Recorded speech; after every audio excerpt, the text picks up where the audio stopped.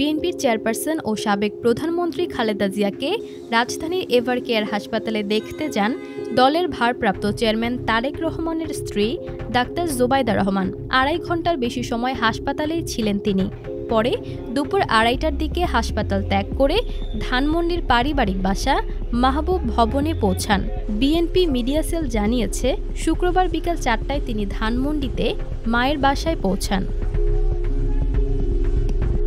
শুক্রবার সকাল 11:15টায় লন্ডন থেকে বিমান বাংলাদেশ এয়ারলাইন্সের ফ্লাইটে ঢাকায় পৌঁছান ডাক্তার জোবায়দা। সরাসরি হাসপাতালে যাওয়ার পথে বারিধারা এলাকায় নিরাপত্তা জোরদার করা হয়।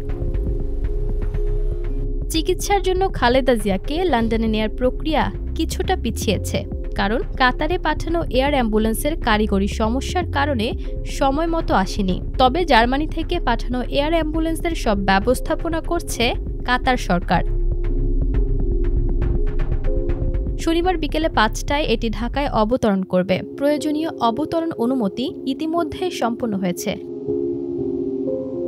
দলের মহাসচিব মির্জা ফখরুল ইসলাম আলমগীর জানিয়েছেন, ম্যাডামের শারীরিক অবস্থা যদি যাত্রার জন্য উপযুক্ত থাকে এবং মেডিকেল বোর্ড সিদ্ধান্ত দেয়, তাহলে ৭ ডিসেম্বর তিনি লন্ডনের উদ্দেশ্যে রওনা দেবেন।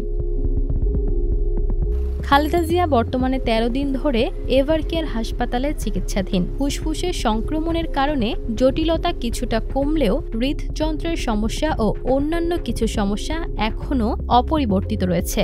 গত ২৩ নভেম্বর রাতে শ্বাসকষ্ট দেখা দেয়ায় তাকে হাসপাতালে নিবিড় পরিচর্যা ইউনিটে ভর্তি করা হয়।